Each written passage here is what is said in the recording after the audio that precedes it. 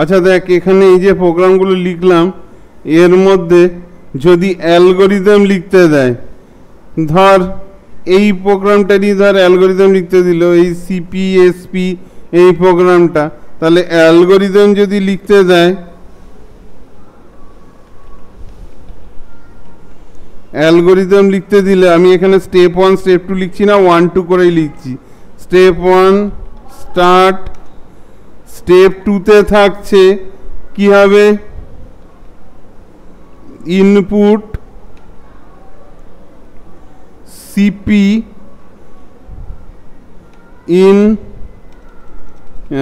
Input cost price in CP, input cost price একসাথেও এটা লিখে দিতে পারি, যেটা স্কুলে লিখিয়েছে সেরকমভাবে, কস্ট প্রাইস আর selling price, input cost price and selling price in CP and SP in variable লিখে দে, CP and SP respectively.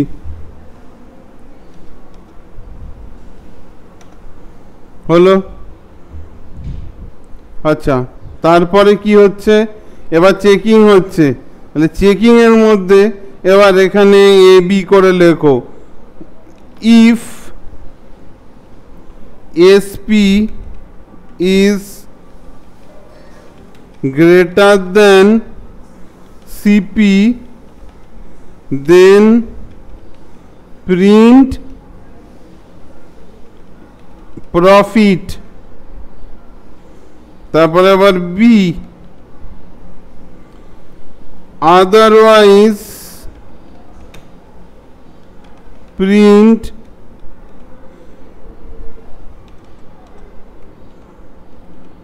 loss।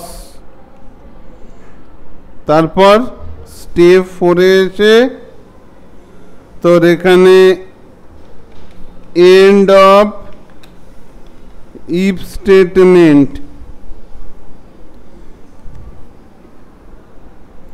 End of if statement, তারপরে স্টপ। গুড।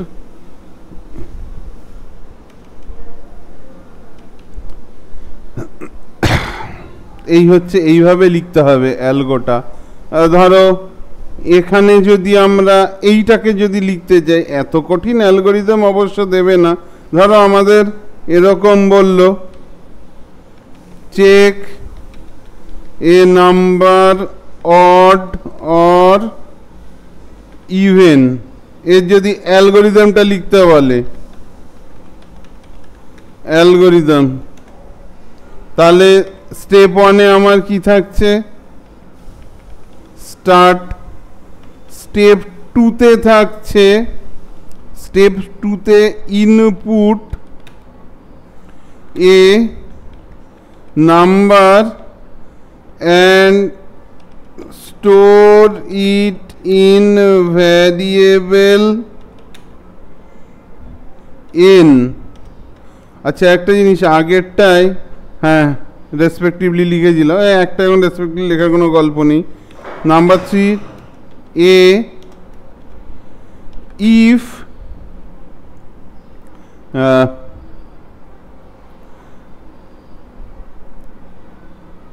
এখানে লিখবি, এখানে তো মড ইউজ করতে পারবি না, if after dividing n by 2, এখানে তোমাকে রিমাইন্ডারটা দিতে হবে। রিমাইন্ডার, দেখো এখানে মড ইউজ করতে পারবো না, এখানে মড ইউজ করতে পারবো না, সেই জন্য এখানে ডাইরেক্ট মড ইউজ করার অপশন নেই। সেই জন্য if after dividing n by 2 the reminder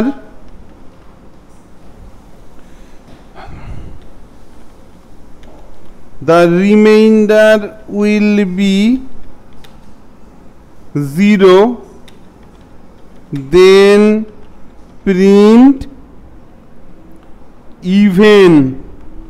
ভালোভাবে দেখো, if after dividing n by 2 remainder will be 0, divide করছে কেন, মড লিখতে পারবো না, even be otherwise print odd. বা তোমাকে যদি স্কুলে বলে যে এখানে আদারওয়াইজ না লিখে এলস লিখলে হয়ে যাচ্ছে, এলস লিখতে পারো, দেখে নেবে জাস্ট সেকশনে যেটা লিখিয়েছে। আমি প্যাটার্নটা কিন্তু বলে দিচ্ছি, লজিকটা এভাবে বিল্ড করতে হয়। Four end of if statement. আচ্ছা, নাম্বার 5-এ হচ্ছে স্টপ। আশা করি জিনিসগুলো বুঝতে পারছো কিভাবে লেখা হচ্ছে। আচ্ছা, এর যদি প্রোগ্রাম কোডটা লেখা হয় তাও আমি এখানে লিখে দিচ্ছি, তাহলে তোমাদের বুঝতে সুবিধা হবে। CLS input enter a number n, if n mod 2 equals to যদি 0 হয়, then print is even, is even, or else print n is odd, and if তারপরে সে n। তাহলে এই প্রোগ্রাম কোডটা যদি আমরা অ্যালগরিদম লিখতে চাই তাহলে এইভাবে লিখতে হচ্ছে, শুধু ইফ থেকে এলস পার্ট পর্যন্ত এ বি করে লিখে যেতে হবে, ঠিক আছে।